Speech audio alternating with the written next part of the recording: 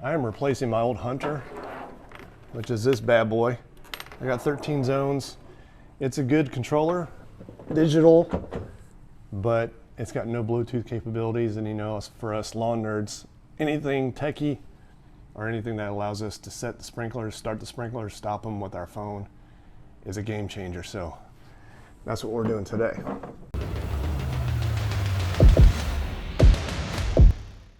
Today we'll be installing the Rachio 3. Looks like this out of the box. It's a lot smaller, a lot lighter. It's got Wi-Fi. It's got Wi-Fi capabilities. So I'll be able to run everything off my phone. As you can see, there's no buttons other than this little jobby do.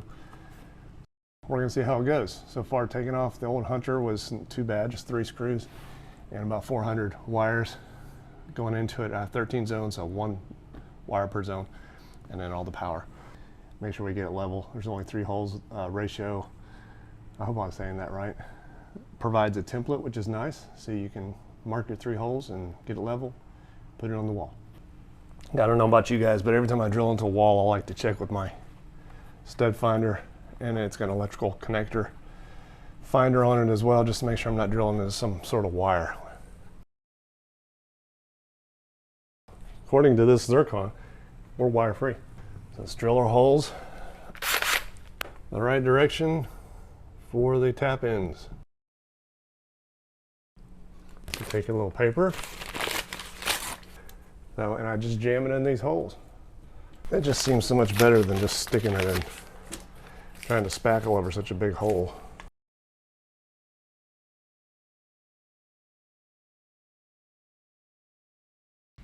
Okay, next step is to mount the controller. It says it's got a magnetic faceplate.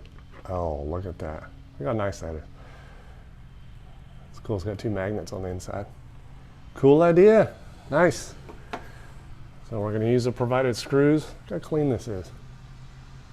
That is so nice. Wow. So using the provided screws, we're gonna go top one first. We're just going to put it on there loose.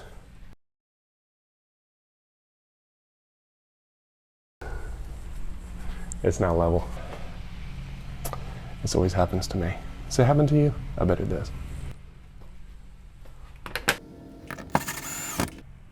Okay, so here's a tip. Since I'm videoing, I can't really look at my phone for reference. So what I did is I took pictures of the wiring as they suggest in the manual, and I printed them out large, the way these old eyes can actually see. So I labeled them top, I labeled them bottom, and I labeled them top left. Now I don't know if I'm going to need all these connections, but for the stations, for reference, prints.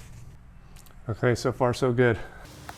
Okay, as for manual controls, you can hit this button and it shows up the station. So I want to go to the next station, maybe number 3, and play. So my station 3 comes on.